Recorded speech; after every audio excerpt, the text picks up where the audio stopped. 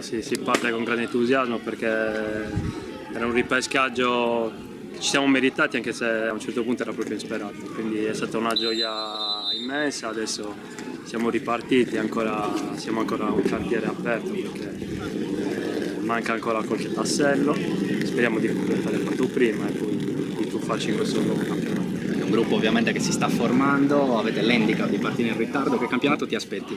Vista anche il numero molto elevato di squadre sarde, che sono una rarità ultimamente. Sì, sicuramente sarà un campionato che nulla avrà a che vedere con quello passato, è un campionato impegnativo, lungo, dove le squadre nel giro di qualche mese possono trasformarsi, quindi anche chi parte appunto con l'handicap basta poco per risalire la china.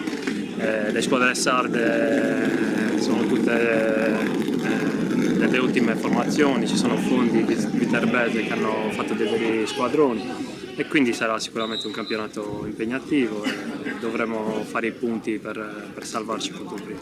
Senti, quali sono un po' diciamo, i dettami del nuovo mister? Abbiamo visto a Monastir qua l'ossatura un po' con te, Bernardi in mezzo al campo e Martinez là davanti, no? Qualcos'altro succederà? Aiutaci un po' a conoscere questo Castiadas che sta nascendo.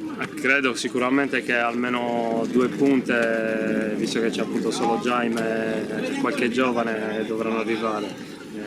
Poi altri 1 o 2 uomini di esperienza forse ci vorrebbero.